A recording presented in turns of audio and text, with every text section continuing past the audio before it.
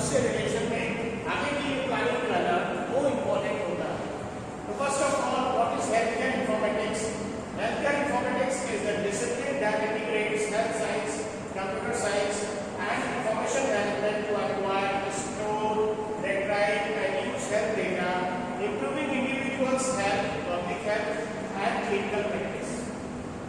Simply इसको इस तरीके से समझा जा सकता है कि हेल्थ केयर इन्फॉर्मेटिक्स एक तरीके का डिसिप्लिन है और वो भी इंटीग्रेटेड फॉर्म में, जिसमें हेल्थ साइंस, कंप्यूटर साइंस और इंफॉर्मेशन मैनेजमेंट का इस्तेमाल होता है, जिसके माध्यम से हम एक्वायर कर सकते हैं, स्टोर कर सकते हैं, रिट्राइव मतलब दोबारा पा सकते हैं और हेल्थ डेटा को यूज कर सकते हैं। इन सारी चीजों का हम एक साथ अगर इन तीनों को मिला दें, जिसमें से हम इंटीग्रेट करें हेल्थ साइंस, कंप्यूटर साइंस और इंफॉर्मेशन मैनेजमेंट को, तो हम जितना भी हेल्थ डेटा है उसको एक्वायर कर सकते हैं, पा सकते हैं, स्टोर कर सकते हैं, रिट्राइव कर सकते हैं, दोबारा से पा सकते हैं और यूज भी कर सकते हैं। ठीक है, इंप्रूविंग इंडिविजुअल हेल्थ, इसके माध्यम से हम किसी इंडिविजुअल की भी हेल्थ या फिर पब्लिक हेल्थ और या फिर क्लिनिकल प्रैक्टिस में इसका इस्तेमाल किया जा सकता है। Next is clinical informatics. क्या होता है? Optimising patient care delivery through EHR and clinical decision support. जो भी इमरजेंसी, जो पेशेंट का इलेक्ट्रॉनिक हेल्थ रिकॉर्ड होता है, उसके माध्यम से और क्लिनिकल डिसीजन के सपोर्ट से हम पेशेंट की जो केयर डिलीवरी है वो प्रॉपरली कर सकते हैं। नंबर 2, एडमिनिस्ट्रेटिव इन्फॉर्मेटिक्स में streamlining billing, scheduling and hospital operation. इसमें हम पेशेंट के लिए जो भी वर्किंग होती है उसमें पेशेंट की बिलिंग है, उनका शेड्यूल है और साथ में हॉस्पिटल के जो अपने ऑपरेशंस हैं उनको इसमें हम रख सकते हैं। पब्लिक हेल्थ इन्फॉर्मेटिक्स में monitoring population health and disease surveillance. तो इसमें हम पॉपुलेशन की मॉनिटरिंग करते हैं उनकी और साथ में कोई भी जो डिजीज है उसका भी सर्विलांस करते हैं। 3 पार्ट हो गए, clinical informatics, administrative informatics and public health informatics. Next is the digital health landscape. Global market data and adoption trends make almost $659 billion global digital health market by 2030. 96% US hospitals using EHR systems. 35% reduction in medical errors via CPSS and almost $3.7 billion annual saving from health IT. Electronic health record, that is called EHR or EMR. Core of modern hospital informatics क्या है?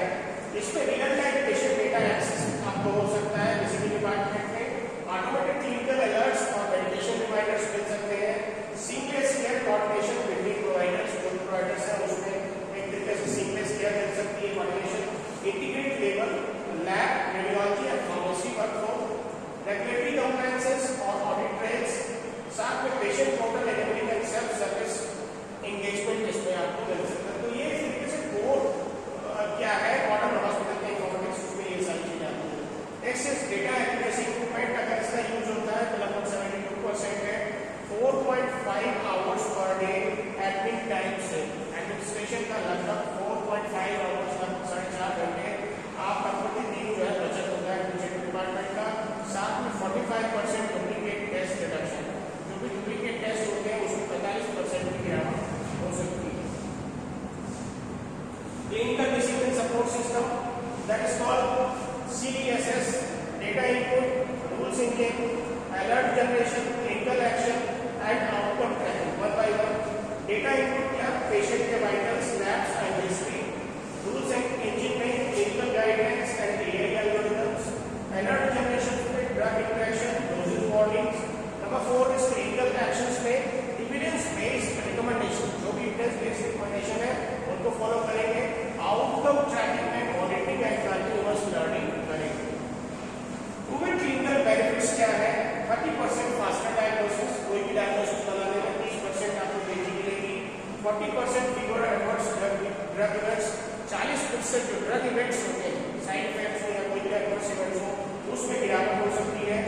25% shorter hospital stay, hospital में रुकने का जो समय है 25% कम हो सकता है। And 60% guideline adherence increase. और इस प्रोसेस को फॉलो करने से 60% जो है गाइडलाइंस को और बेटर हम इम्प्रूवाइज कर सकते हैं, पालन कर सकते हैं।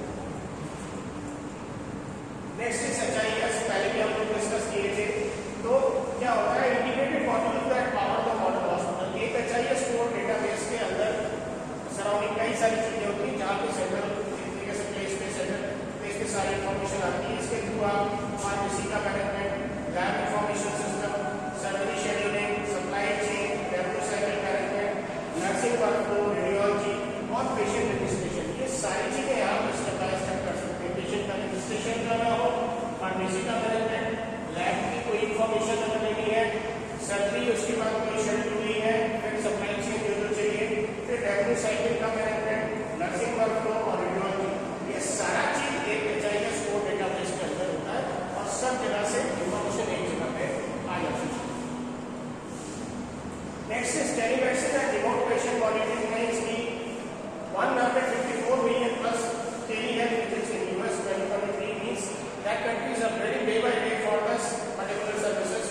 At 63% patients prefers virtual follow-ups. Virtual follow-ups लगभग 63% पेशेंट फॉलो करते हैं and 19% reduction in 30-day readmission. 30 दिन के अंदर जितने भी पहले रीएडमिशन हुआ करते थे उसमें लगभग 19-20% की गिरावट थी। नाउ द की कैपेबिलिटीज क्या है? Video consultation and tele synchronous testing, variable integration, continuous vital screening, AI powered symptoms checkers and trial codes, remote ICU monitoring with specialist support, chronic disease management dashboards and e-prescription and digital care plans। तो ये सारे capabilities इस telemedicine में। Big data analytics for intelligence, these are the data। तो ये predictive diagnosis, analysis, risk scoring, drug discovery and septic detection, AI application adoption in hospitals में ये इस तरीके का इम्प्लीमेंटेशन मिलता है। प्रेडिक्टिव एनालिटिक्स में फॉरकास्ट पेशेंट इंटरनेटिंग 6 to 12 आवर्स इन एडवांस। अगर कोई पेशेंट को डिटेक्ट होना है 6 से 12 घंटे पहले ही आपकी एडवांस इंफॉर्मेशन मिल जाती है असेसमेंट के द्वारा। एनएलपी एंड डॉक्यूमेंटेशन में automated clinical note generation, saving 2 hours per clinical word, बहुत बड़ा समय है। कंप्यूटर विजन में रेडियोलॉजी है, detecting abnormalities with 94% accuracy, that is so big. Computer vision के थ्रू रेडियोलॉजी जो एआई डिटेक्टिंग एब्नॉर्मलिटीज है उसमें लगभग 94% चीजें एक्यूरेट मिलती है। प्रिस्क्रिप्टिव एआई में treatment pathway optimisation based on patient profile. तो ये धीरे धीरे करके अपग्रेडेशन जो है इन चीजों में हो रहा है। बेसिकली इन 4 चीजों में बहुत अच्छा रिस्पॉन्स देखने को मिल रहा है। Next is cyber security and patient data privacy में health care is the number 1 targeted industry for cyber attacks. Almost 10.9 billion average cost of health care data breach in 2023, 1 in 3 was patients affected by health data breach and 59% of breaches involved insider threats. So essential safeguards is HIPAA, that is called GDPR also, end-to-end encryption, role-based access and zero trust architecture. And this is HIPAA is the regulatory frameworks providing PHI, end-to-end encryption में data at rest and in transit protection, role-based access जो होता है each civilian principal for staff है, और zero trust at rest में architecture में continuous authentication across network is very very important. Interoperability, that's what HL7, FHR, FHIR, health data exchange, these are the standards. HL7, P2, P3, the long-standing messaging is standard for lab results, orders and patient demographics. ठीक है, and widely deployed but limited in modern API interoperability. ठीक है, next is ADT ORM message types of case में installed in 95% of US hospitals and batch oriented processing। तो इस तरीके से ये long standing messaging standard होता है lab results में। याद रखिएगा, FHIR R4 is RESTful API standard enabling real time app-based health data exchange, the future of interoperability mandated by CMS and OMC। इसमें क्या होता है? Resources based data model, 400 plus resources, next is these are the JSON and XML and RTO support, and enables patient controlled apps। तो ये इस तरीके से जो भी हेल्थ डेटा एक्सचेंज के थ्रू किया जाता है। Next is challenges and implementation barriers।